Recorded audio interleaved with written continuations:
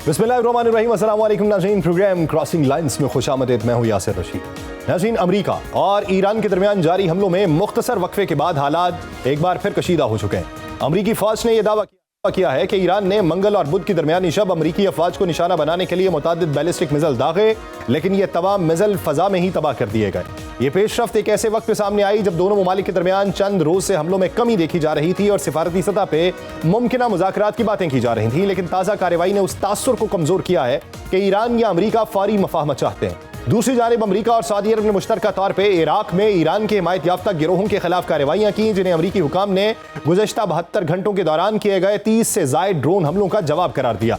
उन हमलों का इल्जाम ईरान की पासदाराने इनकलाब पे आयद किया गया, जिसने मुबैना तौर पर अमरीकी अफवाज और सऊदी अरब के तवानाई के बुनियादी ढांचे को निशाना बनाने की हिदायत जारी की थी। यूं अब सऊदी अरब भी बराह रास्त इस जंग का हिस्सा बन चुका है। सऊदी अरब ने मंगल के रोज ऐलान किया था कि उसके फजाई दिफाई निजाम ने मशरकी इलाकों में तेल की तंसीबात को निशाना बनाने वाले कई ड्रोन तबाह किए। सऊदी वजारत दिफा ने हालिया हमलों के बाद दो टोक अल्फाज में खबरदार किया कि वह अपनी खुद मुख्तारी के दिफा के लिए किसी भी वक्त और मकाम पर जवाब देने का हक महफूज रखता है, लेकिन सऊदी हुकाम ने साथ ही कशीदगी में इजाफे से गुरेज की ख्वाहिश का भी इजहार किया। दूसरी जानिब हमलों का निशाना बनने वाली इराकी मलेशिया पॉपुलर मोबिलाइजेशन फोर्सेस ने दावा किया है कि उनके ठिकानों पर होने वाले हमलों में कम अज कम 20 अफराद मारे गए, 30 से ज्यादा जख्मी हुए। गिरोह ने उन हमलों को इश्तियाल अंगेजी और इराकी खुद मुख्तारी की खिलाफ वर्जी करार दिया, लेकिन ईरान ने सऊदी अरब के इल्जामात पर फौरी तौर पर कोई बाज़ाब्ता रद्द-ए-अमल जाहिर नहीं किया, लेकिन इराक पर अमरीकी और सऊदी हमलों की खुलकर मजम्मत की, जबकि ईरानी ज़राए अबलाग और पासदाराने इनकलाब ने उर्दन में कायम अमरीकी अड्डों पर हमलों की जिम्मेदारी कबूल करते हुए दावा किया कि उन्होंने उर्दन में वाक़े एक अमरीकी फजाई अड्डे और सेंट्रल कमान के मरकज को बैलिस्टिक मिसाइल से निशाना बनाया। लेकिन उर्दन ने कहा है कि मुल्क के फजाई दिफाई निजाम ने ईरान की जानिब से दागे गए 5 मिसाइल्स को फजा में ही तबाह कर दिया, जबकि अमरीकी हुकाम ने भी उसी नौइयत का दावा किया कि तमाम मिसाइल कामयाबी से रोक लिए गए। ईरान के उर्दन पर हमलों की अलामती अहमियत गैर मामूली है, क्योंकि ईरान उर्दन पर हमले करके ये वाजे कर रहा है कि वो अगर उर्दन को निशाना बना सकता है तो इजराइल को निशाना बनाना भी उसके लिए कोई मुश्किल नहीं। शायद इसी वजह से सदर ट्रंप ने एक बार फिर खबरदार किया कि ईरान को उर्दन में अमरीकी अड्डों पर हमलों की भारी कीमत चुकाना पड़ेगी। इस दौरान इजरायली वज़ीर-ए-आज़म बेंजामिन नेतन्याहू और अमरीकी सदर डोनाल्ड ट्रंप के दरमियान वाशिंगटन में एक अहम मुलाकात हुई। दोनों रहनुमाओं के दरमियान तकरीबन 1.5 घंटे जारी रहने वाली ये मुलाकात एक ऐसे वक्त हुई जब अमरीका और इजराइल ईरान के खिलाफ मुश्तरका फौजी हिकमत अमली पर अमल पैरा है। दोनों रहनुमाओं ने इस अज़्म का इरादा किया कि दोनों ममालिक का मुश्तरका मकसद ईरान को जौहरी हथियार हासिल करने से रोकना है, लेकिन ये वाज़ेह नहीं किया कि दोनों ममालिक अब इस हवाले से क्या हिकमत अमली तरतीब देंगे, क्योंकि वो अब तक मैदान जंग में ईरान को शिकस्त देने या पसपा करने में नाकाम रहे। लेकिन ये मुलाकात सियासी हवाले से भी अहम है, क्योंकि दोनों रहनुमा अपने अपने ममालिक में सियासी चैलेंजेस का सामना कर रहे हैं। इजरायली वज़ीर-ए-आज़म को इंतखाबात का सामना है, जबकि अमरीकी सदर पर यह दबाव बढ़ रहा है कि वो ये तवील और महंगी जंग खत्म करें। पेंटागन के अपने एदाद-ओ-शुमार के मुताबिक फरवरी से जारी इस मुहिम के दौरान अब तक कम अज कम 624 अमरीकी फौजी जख्मी हो चुके, जिसने अंदरूने मुल्क सदर ट्रंप को गैर मकबूल करने में अहम किरदार अदा किया। जबकि अमरीका में भी वस्त मुद्दती इंतखाबात अब ज्यादा दूर नहीं रहे। खित्ते में बढ़ती हुई कशीदगी से आलमी मईशत भी मुतासिर हुए बगैर नहीं रह सकी।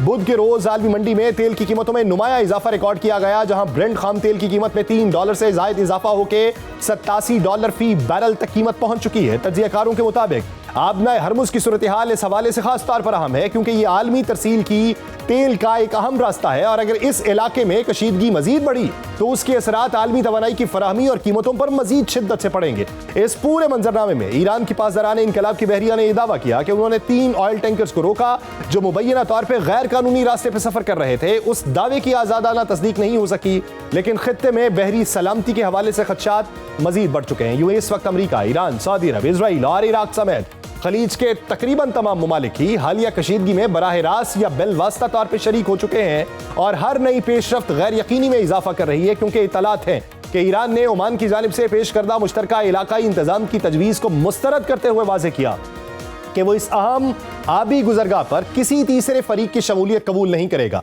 ईरान का मौक़िफ़ दो टोक है कि आबनाए हरमुज़ का इंतजाम सिर्फ ईरान और ओमान अपने ज़ेरे कंट्रोल इलाकों की बुनियाद पर करेंगे, जबकि खलीजी ममालिक की जानिब से ओमान के मुजव्वज़ा मंसूबे की हिमायत और रज़ाकाराना फीस की तजवीज़ भी ईरान के लिए काबिल कबूल नहीं। ईरानी हुकाम के मुताबिक अमरीका और सऊदी अरब ओमान पर ऐसे मंसूबे मुसल्लत करने की कोशिश कर रहे हैं जो ज़मीनी हक़ाइक़ से मुताबिकत नहीं रखते। ईरान बारहा ये कह चुका कि आबनाए हरमुज़ के दाखिली और खारजी रास्तों पर उसका मुअस्सर कंट्रोल नागुज़ीर है, जबकि जनूबी रास्ते को गैर महफूज करार देते हुए उसे जहाज रानी के लिए खतरनाक करार दिया गया। ईरान ने इस पूरे मंजरनामे में मुश्तरका निगरानी का एक मुतबादिल मॉडल पेश किया, जिसके तहत दोनों ममालिक अपने अपने हिस्से की निगरानी करेंगे, लेकिन 50-50% कंट्रोल की तजवीज को ईरानी मफादात के खिलाफ करार दिया गया। ईरानी नायब वजीर खारजा काजिम गरीब आबादी ने वाज़ेह किया कि आबनाए हरमुज को अगर पुरानी सूरत हाल पर वापस लाया गया तो ईरान की फतह अधूरी तसव्वुर होगी। उन्होंने यह दावा किया कि ईरान ने हालिया दिनों में अमेरिका से मुज़ाकरात का कोई मुतालिबा नहीं किया। उन्होंने जंग के दोबारा आगाज के इम्कान को भी रद्द नहीं किया, लेकिन अमेरिका ने ईरान के मुतालिबात को गैर जरूरी करार देते हुए कहा कि यह ज़ेर गौर मुआहिदा सिर्फ और सिर्फ हम आहंगी पैदा करने के लिए है और इसमें किसी किस्म की फीस या टैक्स शामिल नहीं। अमरीकी हुकाम के मुताबिक ईरान के मौक़िफ़ को न सिर्फ अमरीका बल्कि ओमान और आलमी बरादरी ने भी मुस्तरद किया है, जिससे वाज़ेह होता है कि इस तनाज़े में सिफारती खलीज मजीद गहरी हो रही है। सदर ट्रंप चीन और रूस पर ईरान की मदद करने का बारहा जिक्र कर चुके हैं, लेकिन अब एक रिपोर्ट में यह दावा है कि ईरान आइंदा चंद हफ्तों में चीन से 300 से 400 तक man portable air defence systems हासिल करने जा रहा है, जिनमें QW-12 और FN-16 जैसे जदीद निजाम शामिल हैं। तकरीबन 60 से 70 मिलियन डॉलर मालियत के इस मुआहिदे को ईरान की दिफाई हिकमत अमली में अहम पेशरफ्त करार दिया जा रहा है, क्योंकि ये वो महाज है जिसमें जंग के दौरान ईरान को मुश्किलात का सामना है। इजरायली वजीर दिफा इजराइल काट्ज़ ने इस दौरान ये इंकशाफ किया कि हालिया हफ्तों में ईरान पर हमलों के लिए अमरीकी जंगी तैयारों ने इजरायली फजाई अड्डों का इस्तेमाल किया, जिससे इस तनाज़े में बराह रास्त अस्करी ताउन की एक नई जहत सामने आई। इजरायली वजीर दिफा ने खबरदार किया कि ईरान ने अगर इजराइल पे हमला किया तो भरपूर जवाब देंगे, जबकि उन्होंने ये इंदिया दिया कि इजराइल खुद ईरान के तवानाई मराकिज को निशाना बनाने की सलाहियत रखता है, लेकिन अमरीका इस वक्त उस हिकमत अमली से मुत्तफिक नहीं। यूं इजराइल अब भी जारहाना अज़ाइम से बाज नहीं आ रहा, जिसके बायस पूरा खित्ता जंग के दहाने पे है। लेकिन दिलचस्प हकीकत यह है कि मुसलसल 5 माह से जारी जंग, इक्तसादी पाबंदी और अंदरूनी दबाव के बावजूद ईरान की मईशत अब भी किसी न किसी तौर पर कायम है और दिवालिया होने का इम्कान ज्यादा नहीं। लेकिन ये एक ऐसे नाजुक तवाजुन पे खड़ी है जहां निजाम चल तो रहा है, लेकिन हर गुजरते दिन के साथ अवाम की माली मुश्किल में इजाफा हो रहा है। ईरान ने गुज़श्ता दहाइयों में खुद कफालत की पॉलिसी अपनाते हुए अपनी मईशत को किसी हद तक मुस्तहकम किया। तेल पर मुकम्मल इन्हिसार कम करने के लिए ज़राअत, मैन्युफैक्चरिंग और खिदमात के शोबों को फरोग दिया, जबकि गैर रस्मी मईशत, सरहद पार तजारत, समुद्री रास्तों के जरिए तेल की तरसील और शेडो नेटवर्क्स ने भी निजाम को सहारा दिया। यही वजह है कि शदीद दबाव के बावजूद मईशत मुकम्मल तौर पर ज़मींबोस नहीं हुई, लेकिन इस इस्तेहकाम की असल कीमत अब एक आम ईरानी शहरी अदा कर रहा है। महंगाई की शरह तकरीबन 90% तक पहुंच चुकी है, जबकि खुराक की कीमतें दुनिया में बुलंद तरीन सतहों में शुमार हो रही हैं। गोश्त, अंडे, दूध और कुकिंग ऑयल जैसी बुनियादी अशिया की कीमतें गुज़श्ता 1 साल में कई गुना बढ़ चुकी हैं। दूसरी जानिब तनख्वाहों में उस तनासुब से इजाफा नहीं हुआ, जिसके बायस लोगों की कुव्वत खरीद बुरी तरीके से मुतासिर हुई। माहाना कम अज कम उजरत $100 से भी कम हो गई, जो एक खानदान के बुनियादी अखराजात के लिए नाकाफी है। करेंसी की मुसलसल गिरती हुई कदर ने भी दरामदी अशिया को महंगा किया। अमरीकी डॉलर के मुकाबले में ईरानी रियाल की कदर में गिरावट ने मार्केट में अदम इस्तेहकाम पैदा किया। आबनाए हरमुज की बंदिश ने सप्लाई लाइन्स को मुतासिर किया। उसके बावजूद मार्केट में अशिया की दस्तयाबी किसी हद तक बरकरार है, क्योंकि मौजूदा हालात में ईरानी हुकूमत महंगाई करके और ईरानी करेंसी की कदर गिरा के मईशत को मुस्तहकम रखने की कोशिश कर रही है। और यही वो मॉडल है जिसके बायस निजाम तो चल रहा है, लेकिन बोझ बराह रास्त अवाम पे मुंतकिल हो रहा है। हुकूमत इस बोझ को कम करने के लिए नकद सब्सिडी और इलेक्ट्रॉनिक कूपन फराहम कर रही है, लेकिन ये इकदामात नाकाफी साबित हुए।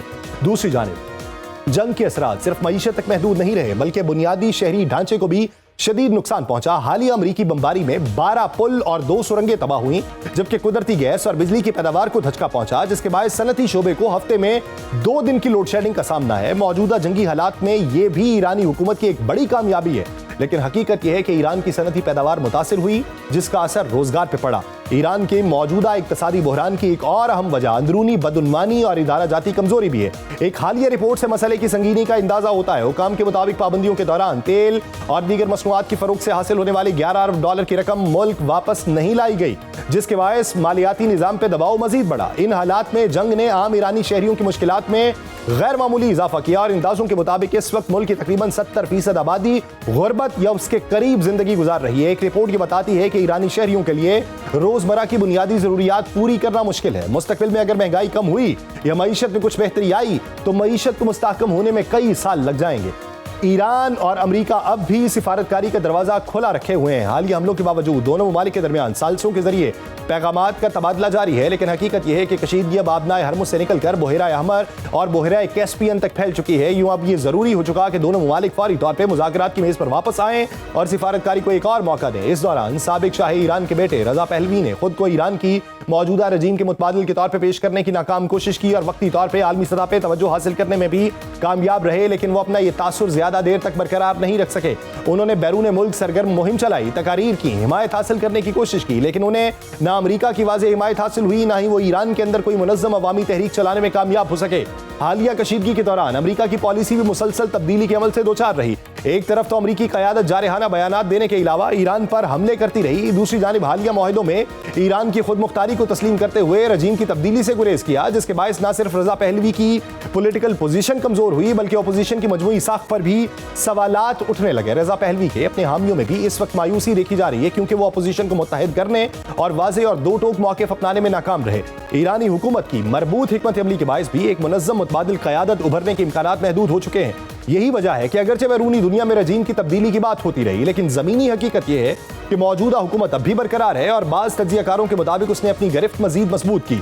इसी बदलते हुए मंजरनामे में खित्ते की दीगर रियासतें भी अपनी हिकमत अमली तब्दील कर रही हैं। यूएई ने ईरान के साथ कशीदगी कम करने और मुफाहमत की पॉलिसी अपनाने का फैसला किया। 5 माह पहले ईरानी खतरात के बायस खाली होने वाला दुबई का मालियाती मरकज अब दोबारा आबाद हो चुका है, जहां बैन अल-अक़वामी बैंकार और सरमायाकार वापस आ रहे हैं। यूएई की क़यादत अब इस हकीकत को तस्लीम कर रही है कि जुग्राफियाई कशीदगी के माहौल में अपनी हैसियत को एक आलमी मालियाती और तजारती मरकज के तौर पर बरकरार रखना मुमकिन नहीं। ये पेशरफ्त इस बात की निशानदही करती है कि खत्ते में ताकत का तवाज़ुन सिर्फ अस्करी नहीं, मुआशी इस्तेहकाम से जुड़ा है और ईरान के साथ ताल्लुकात में नरमी दरअसल एक अमली ज़रूरत के तौर पर सामने आई ताकि तजारत, सरमायाकारी और सयाहत के शोबों को महफूज रखा जा सके। यूएई इस वक्त खित्ता एक ऐसी कशीदगी का सामना कर रहा है जिसके हल के लिए खित्ते के तमाम ममालिक को मिलकर कोशिशें करना होंगी, क्योंकि हर जंग की बहरहाल एक कीमत होती है जो सिर्फ रियासत ही नहीं चुकाती बल्कि आम शहरी भी अदा करते हैं। यह दुरुस्त है कि खित्ते के कुछ ममालिक ये जंग जारी रखना चाहते हैं, जिनमें इजराइल सरफहरिस्त है, लेकिन अमेरिका और खास तौर पर ईरानी क़यादत को दोबारा मुज़ाकरात की मेज पर आना होगा ताकि खित्ते में देर पाम कायम हो और गैर यकीनी की सूरत हाल खत्म हो और खित्ते में तमाम ममालिक का मफाद जो है वो बरकरार रहे।